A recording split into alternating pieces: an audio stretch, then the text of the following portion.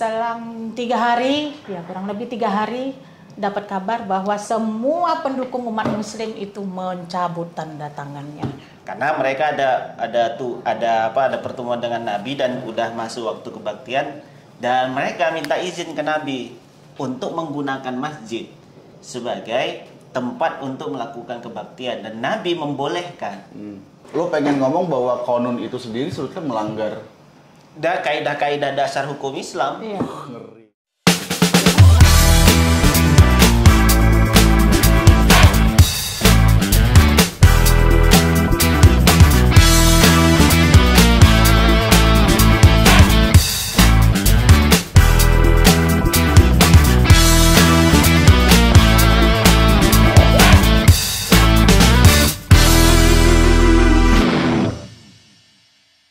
Selamat pagi, selamat siang, selamat sore, ataupun selamat malam.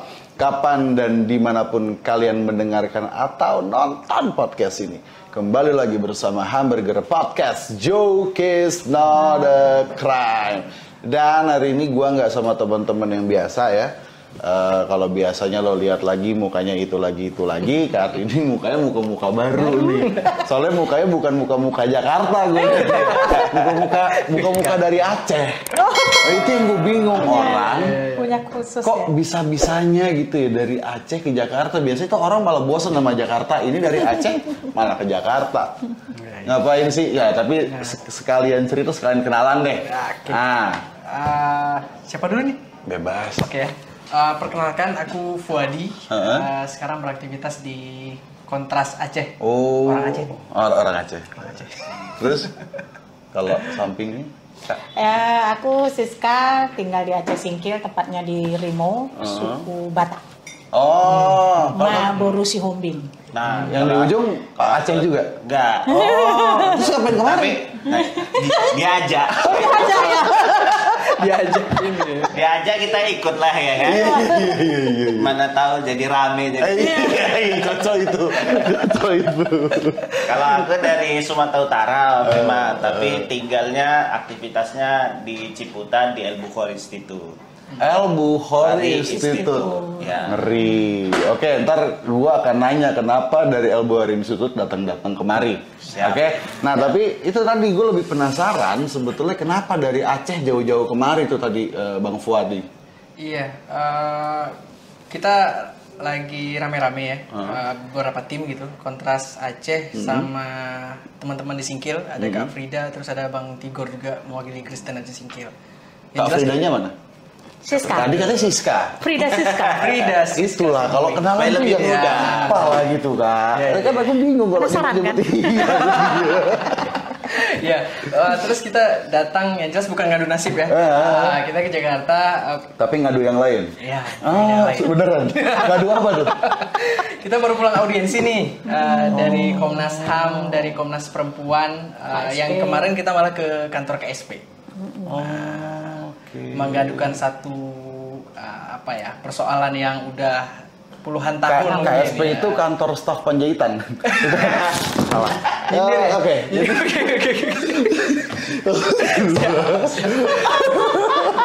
Bagus. Agak geser dikit. Enggak, oke. Bagus itu. Ya kan banyak ya penjahitan bersaudara gitu kan.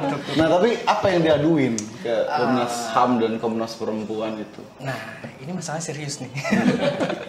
Jadi kita lagi pengen audiensi soal kondisi terakhir ya tentang persoalan rumah ibadah di Aceh Singkil.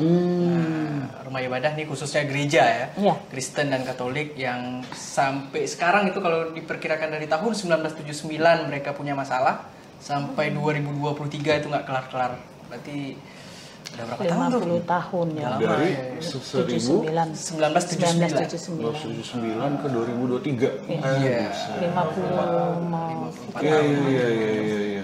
Jadi sampai sekarang belum selesai. Terus ya kita udah dalam mungkin 10 tahun terakhir mungkin Kontras udah main di Aceh Singkil, terus ngelihat teman-teman di sana dan coba menjaring pendapat, masukan apa sih persoalan yang sebenarnya ada di sana gitu.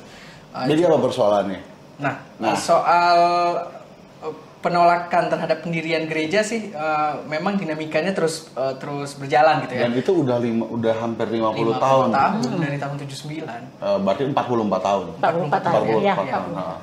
Itu udah mencuat beberapa tahun tuh, dari tahun 79 itu udah pernah peristiwa besar juga ya, Besar, Frida ya. Iya, ada pembunuhan sih. Iya. Ada yang tewas. 1979 itu bentroknya parah. Parah gitu. Terus di tahun 2001 ada kesepakatan lagi, terus di tahun 2012 ada penyegelan lagi gitu. 2015 memuncak pembakaran gereja sama penembakan. kerusuhan yang mengakibatkan korban jiwa. Wow. Jadi kita ngelihat ini persoalan yang sangat serius, harus kita sounding nih ke nasional. Kita minta tolong di backup dong Singkil, karena sebenarnya kasus 2015 yang parah kemarin sebenarnya belum benar-benar selesai gitu.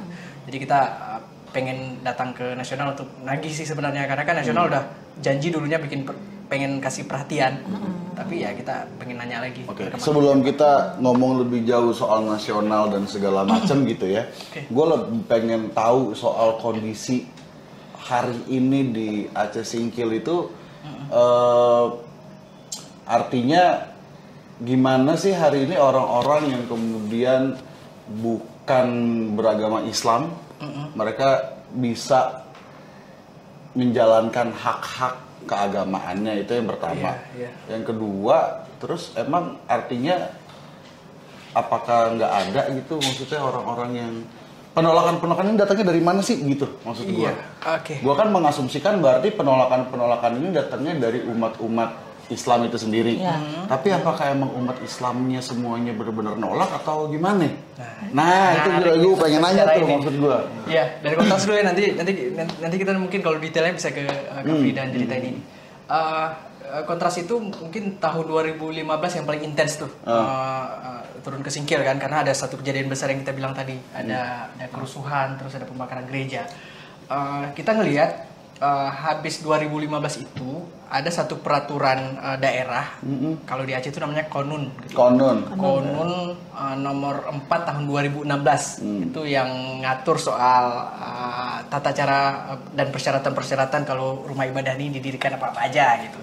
Jadi ya persyaratan ini berat sekali untuk dipenuhi, dan hampir setelah udah beberapa tahun ya, dari 2016 sudah diberlakukan peraturan itu sampai tahun ini, itu belum ada gereja di Aceh Singkil yang berhasil ngurus izin. Bayangkan. Emang kenapa syaratnya? Apakah jangan-jangan syaratnya terlalu berat atau gimana? Iya, soal ada dua hal. Yang pertama tentang jumlah pengguna sama pendukungnya itu jauh lebih berlipat-lipat besarnya daripada peraturan menteri yang nasional gitu. Kalau pengguna itu harus ada 140 orang, terus pendukungnya 110. Itu kan beda kan, kalau di peraturan bersama menteri itu 90 dan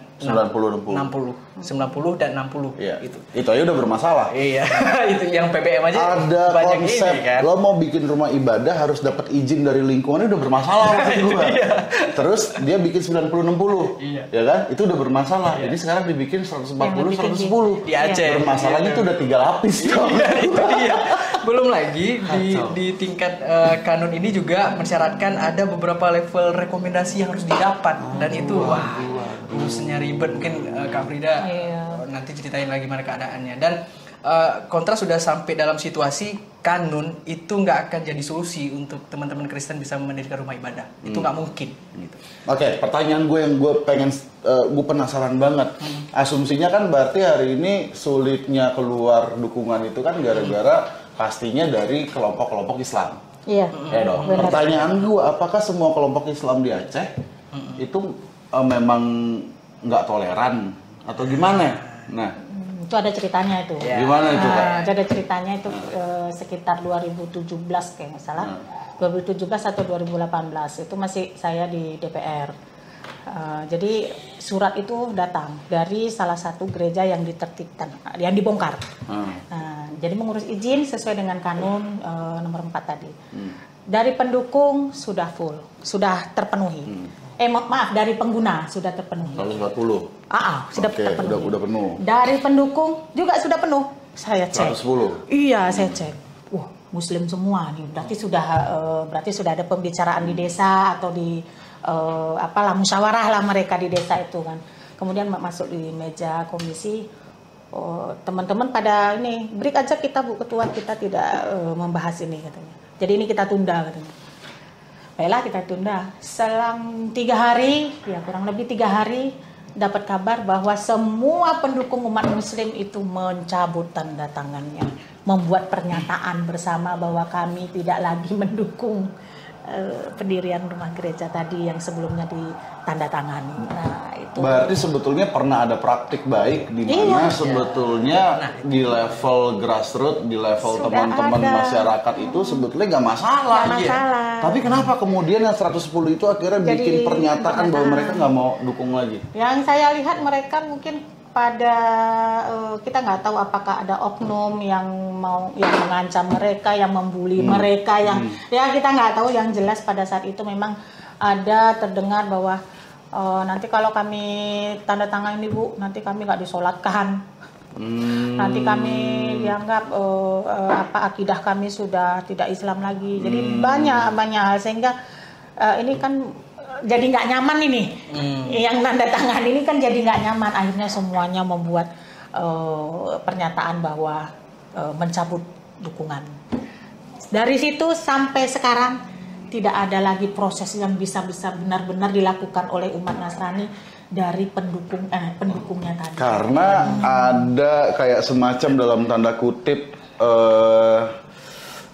tafsir-tafsir yang disebarkan yang menyebut kalau lo dukung orang-orang Kristen ini untuk bisa punya gereja. Berarti lo sudah menyalahi akidah lo sebagai seorang Muslim. Betul. Itu salah satunya itu. Itu narasinya. Emang benar secara apa namanya istilahnya? Bantuin gua dong. Apa dong? Secara hadis atau semua begitu. Kayaknya lebih tepat Mas. Nah, itu dia. Jadi sebetulnya itu kan alasan kalian mengundang Mas Abdul Karim kan? Karena yang di sana itu sudah seperti itu. Ini jadi gambaran kan Bang Muntur. Ustadz-ustadznya gitu kan sudah seperti itu. Tapi ada tidak semua. Ada juga yang sudah meneliti bahwa itu tidak melanggar akidah kita. Ada yang sudah tapi mungkin gaungnya agak kurang besar, mungkin begitu ya. Mungkin bisa Mas Munte mungkin lebih. Coba, gue pengen tahu. Gue bukan seorang Muslim ya, makanya justru gue penasaran. Sebetulnya di level-level itu, apakah memang tafsir yang benarnya tuh kayak gimana sih? Iya. Nah, coba deh. Iya. Pertama begini ya, izin itu kan urusan muamalat. Itu pertama. Bang muamalat bukan bang. Gue taunya Jadi kalau di dalam kelompok hukum Islam itu kan dibagi dua setidaknya. Ada muamalat, ada ibadah. Nah, ibadah itu yang strict. Jadi nggak akan ada perubahan. Sholat, puasa, zakat ya. Kita nggak bisa tambah-tambahin atau kurang-kurangin ya. Tapi yang muamalat ini sebenarnya pada dasarnya boleh aja. Sampai ada sesuatu yang mengatakan tidak boleh, barulah dia tidak boleh. Nah, soalannya membantu memberikan izin orang untuk membangun rumah ibadah, ini kan persoalan muamalah. Kita tanda tangan supaya saudara kita Nasrani bisa menjalankan ibadah, itu kan bagian dari muamalat, membantu orang. Bahkan ini sebenarnya membantu menjalankan ibadah agama lain itu nggak dosa, jelas nggak dosa. Kenapa? Karena Nabi pun pernah melakukan itu. Jadi ada satu kelompok datang kepada Nabi, itu kelompok, kalau saya tidak keliru, Nasrani Bani Najran, kalau nggak keliru. Nah, itu datang ke Nabi. Waktu itu mereka mau melaksanakan kebaktian. Nah, karena mereka ada pertemuan dengan Nabi dan udah masuk waktu kebaktian, dan mereka minta izin ke Nabi untuk menggunakan masjid sebagai tempat untuk melakukan kebaktian, dan Nabi membolehkan. Dan Nabi membolehkan. Itu kan artinya masjid aja itu bisa digunakan, apalagi kita membantu orang untuk membangun rumah ibadah untuk diri dia sendiri gitu kan. Dan Nabi juga pernah bilang orang yang menyembah Tuhannya itu perbuatan baik dan kita disunahkan, dianjurkan untuk membantu orang berbuat baik. Menyembah Tuhan, membangun gereja kan tujuannya untuk menyembah Tuhan kan. Betul. Nah, ketika kita membantu orang untuk membesarkan Tuhan, ya itu kita membantu dalam kebaikan. Ngeri. Nah itu mungkin perlu disadari ya, masyarakat Muslim juga para ustadz gitu juga. Ya kita mungkin di satu daerah itu merasa kita membangun rumah ibadah kita mudah gitu ya. Tapi kita coba memposisikan diri di sisi lain. Mungkin ada daerah-daerah lain itu yang membangun masjidnya justru sulit gitu kan. Nah, justru jangan dijadikan sebagai alasan kalau di sana sulit, kenapa di sini harus mudah gitu ya. Karena itu jadi malah keliru gitu kan. Ya coba kita bayangkan kalau kita misalkan berbuat baik pada orang, ya orang pasti akan berbuat baik pada kita. Ya dan bahkan Nabi kan bilang nggak boleh mengolok-olok agama orang lain kan. Itu artinya ya kita harus berbuat baik. Salah satunya ya membantu orang membangun rumah ibadahnya. Oke, gue jadi sangat tertarik ya tadi di ketika bahkan Nabi aja ngizinin orang beribadah di masjid. Lah ini orang-orang yang kemudian bilang kalau kalian ngedukung atau memberikan izin pembangunan rumah ibadah kepada orang-orang Kristen ini, kalian sesat. Jangan-jangan mereka lebih tinggi dari Nabi apa gimana? Bisa jadi. Iya kan? Iya. Orang nabinya bilang nggak apa-apa, mereka bilang nggak boleh. Nabi aja nggak ditegur sama Allah ya. Biasanya kan kalau Nabi salah langsung ditegur. Itu dia. Ini nggak ada teguran lainnya kan.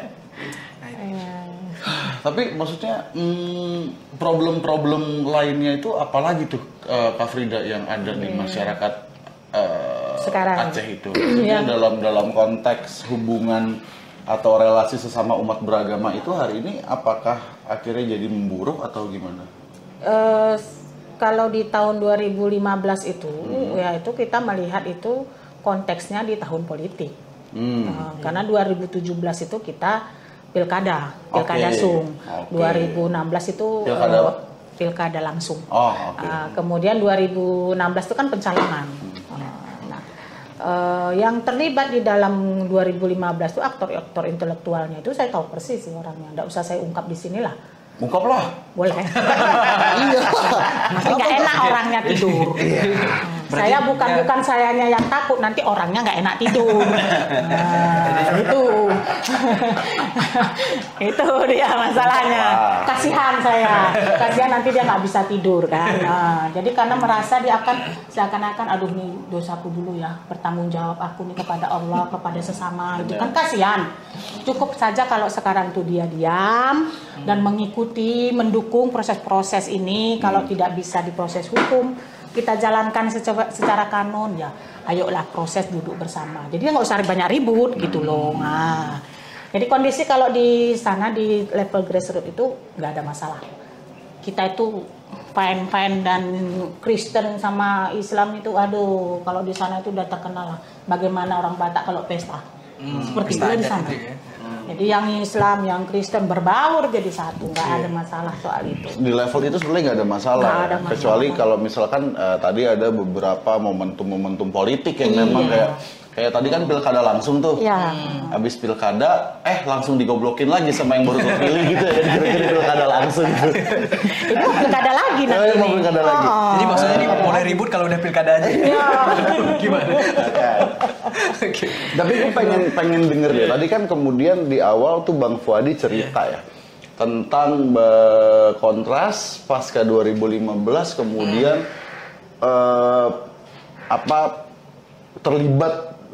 terlibat langsung dalam pendampingan, dalam memantau bagaimana perkembangan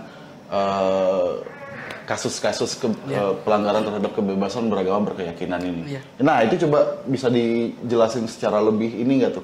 Apa-apa aja sih yang udah dilakuin? Kak Fuad, apakah kemudian misalkan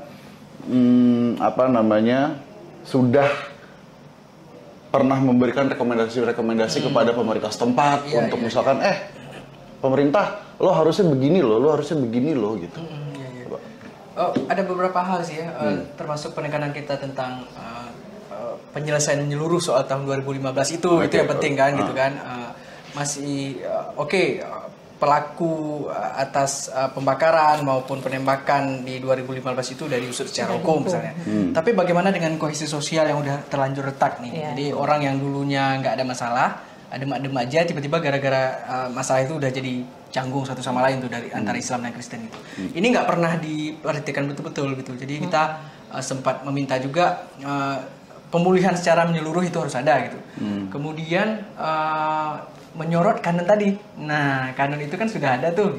Jadi kita lihat kanon ini jelas-jelas diskriminatif kan. Di pasal 19-nya itu menyatakan bahwa seluruh aturan tadi yang kita sebutkan tadi ya, syarat pendukung, pengguna, rekomendasi dan segala macam itu hanya itu tidak berlaku bagi pembangunan rumah ibadah untuk kaum muslim alias masjid.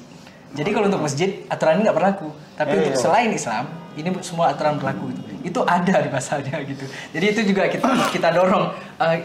Dan kita juga nyorotin pusat nih, kenapa pemerintah pusat bisa lolos nih aturan-aturan kayak gini kan, harus ada konsultasi dengan Kemendagri kan kalau bikin aturan lokal gitu.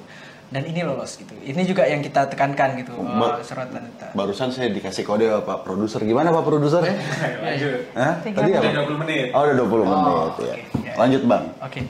Terus setelah kanun itu juga jadi sorotan kita dalam pokoknya dalam 3 tahun setelah kanun itu terbit gitu kan.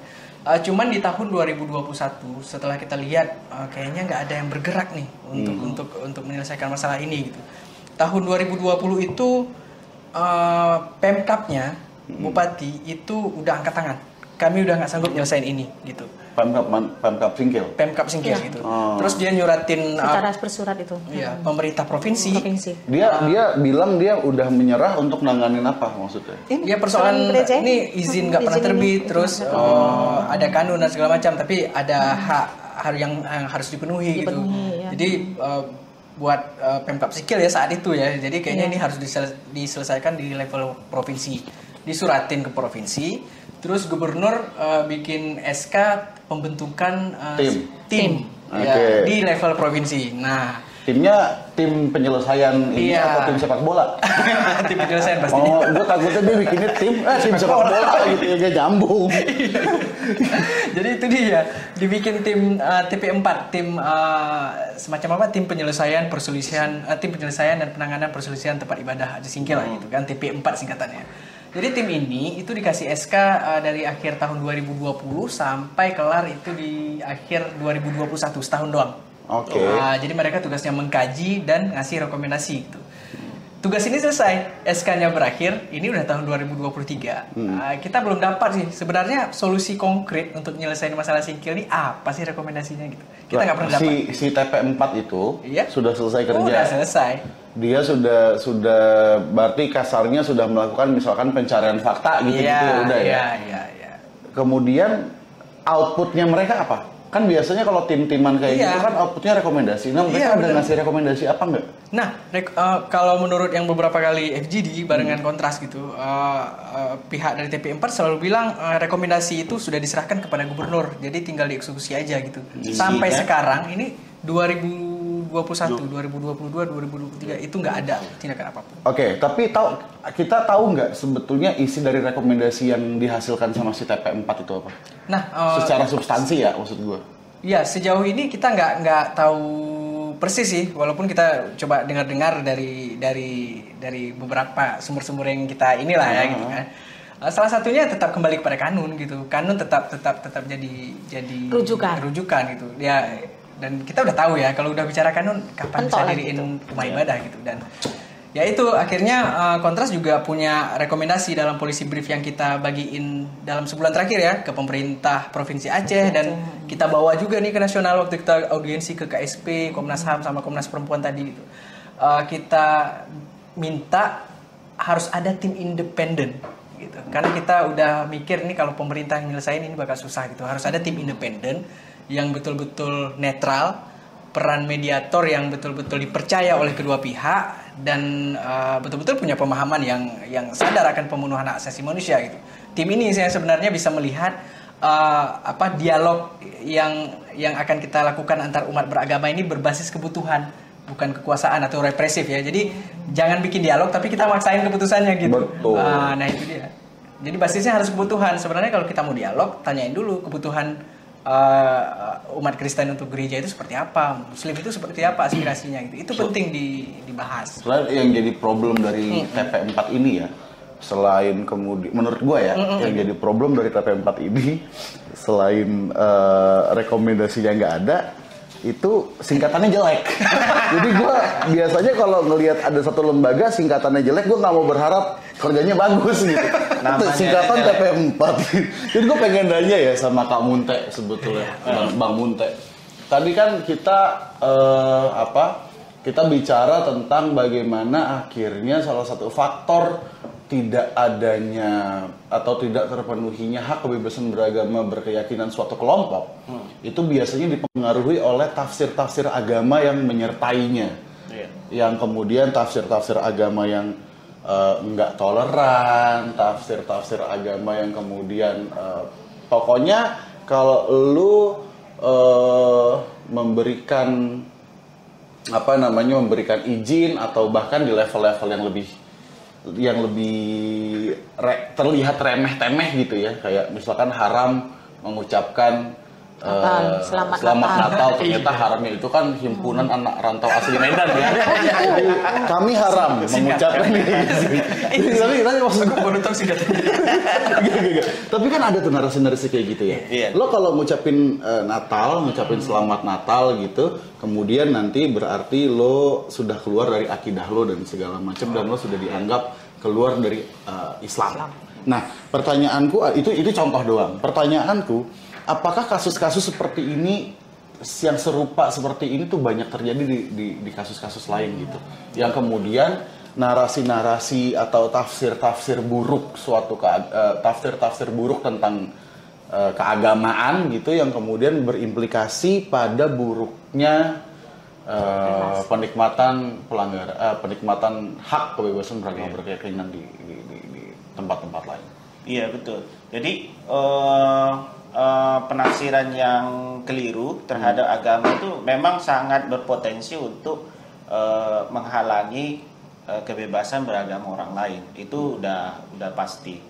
Dan banyak kasus lah kita lihat di beberapa daerah, mungkin bukan hanya di Aceh ya, tapi di beberapa daerah pemahaman keagamaan itu melegitimasi tindakan diskriminatif. Nah, walaupun contohnya di mana? Ya, jadi contohnya misalkan ya di beberapa kasus kayak misalkan Syiah, misalkan di Sampang gitu kan.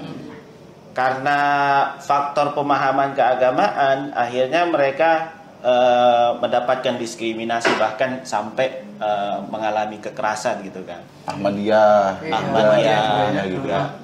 Dan kelompok-kelompok lain lah yang muncul di beberapa daerah gitu. Dan memang pemahaman keagamaan itu yang paling mudah untuk dijadikan alat provokasi ya.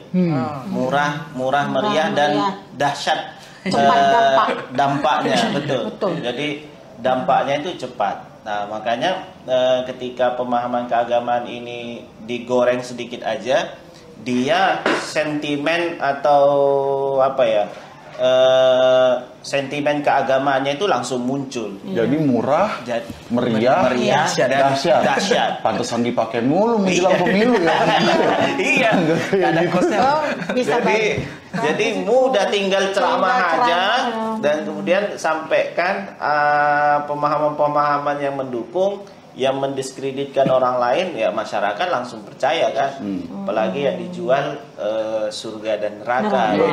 Nah, makanya dan di kasus semakin rumit, kalau saya lihat ya di kasus Aceh ini kan semakin rumit, pemahaman yang inklusif itu yang pemahaman yang eksklusif itu dilembagakan dalam bentuk konon. Betul. Padahal kalau kita lihat ya dari ajaran Islam, melembagakan sesuatu yang bisa menghalangi kemaslahatan itu dilarang. Justru berarti lo pengen ngomong bahwa konon itu sendiri sebetulnya melanggar Kaidah-kaidah dasar hukum Islam. Iya. ngeri. Jadi kalau ini jadi judul nih, konon melanggar kaidah dasar Islam. Dan itu bukan gue yang ngomong. Gue seneng nih kalau kayak gini. Salaman dulu lah kita. Tapi memang Siap-siap aja. benar.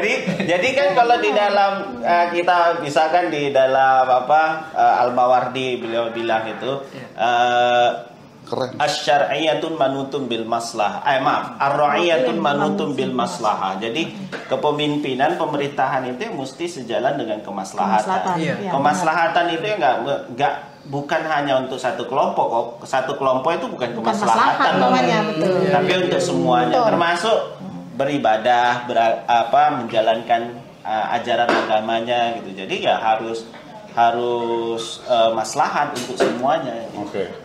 Emang berat. Jadi, ya. Urusan narasi ini emang berat ya. Urusan narasi itu berat, bahkan tapi ya udahlah. Biasanya maksud gue gini, berarti kalau pembicaraan hari ini mau seolah-olah dibikin jadi rekomendasi. Rekomendasinya kan pertama adalah hapus kanun gitu ya. Ya mungkin bukan Revisi. hapus, itu kan menghilangkan aturan ya. Konon itu kan aturan, sedangkan aturan kan tetap dibutuhkan. Tinggal ya bagaimana proses menyusun konon itu supaya punya perspektif kelompok rentan juga. Kan tadi belum selesai gitu. Oh iya siap. Hapus konon yang buruk. Belum selesai. Benar. Gitu kan. Iya. Yang kedua adalah berarti bagaimana kemudian kita harus menyajikan apa ya, semacam tafsir-tafsir tandingan terhadap tafsir-tafsir yang selama ini akhirnya berimplikasi pada intoleransi. Nah, berarti itu kan dua tuh sudah tuh. Kalau dari Sama mungkin satu ya. Apa lagi? Pemerintah juga jangan sampai merasa kita menjalankan hukum Islam, padahal tidak. Karena di dalamnya ada kezaliman sebenarnya. Dan jangan sampai ya kita bikin aturan, ini Dia untuk Islam kebaikan kan, nih masa, padahal ini sebenarnya ada kezaliman di dalamnya. Kayak nggak sadar itu. Kita diselimuti oleh pemahaman keislaman kita, seolah-olah ini udah adil sesuai dengan Al-Quran dan Sunnah. Benar. Kemudian kita merasa ini udah paling baiknya, padahal kita sebenarnya lagi dikelimuti dan Dengan kita kezaliman. tidak menyadari kalau kita itu sedang melakukan kezaliman pada orang lain.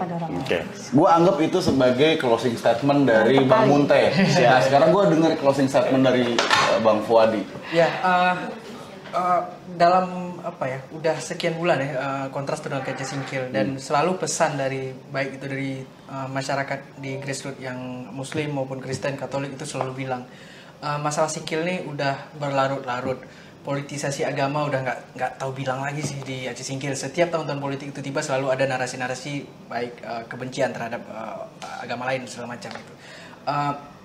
Dialog harus disegerakan sih.